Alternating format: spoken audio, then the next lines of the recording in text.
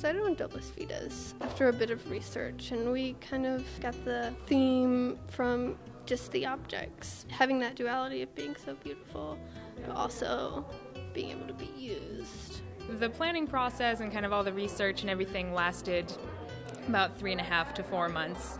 We had to take a decent amount of time to get up to speed and really become experts on the topic before we even were able to start choosing which objects would be best. And simultaneously during that process, we started with a really big 200 object list, and now we're just over 60 objects in the show.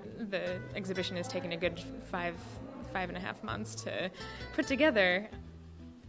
It's kind of a balance between the objects that you think people will really connect with. So there's this little band of chia pets here next to us. They're all playing different instruments. And they're really good. Like, people really like those objects. And we kind of tried to choose a good mix of those, and then really kind of historically important objects. We're kind of limited. We had a little bit of prep time, or we're able to paint the gallery and lay it out, which takes a few weeks because you have to measure everything and then go through painting all the pedestals. But then the actual install, we're trying to get done in about 3 days.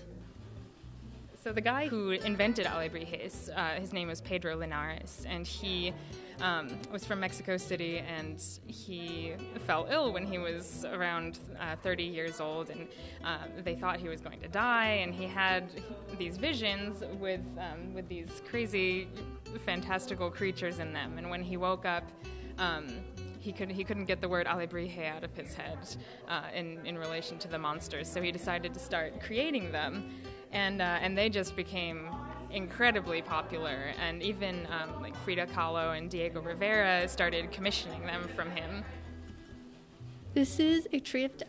What I'm doing right now is we're waiting for it to be installed. It's standing because we don't want to move it, so they're making mounts for it. And they're having to fit little stands at the bottom to make sure it's secure.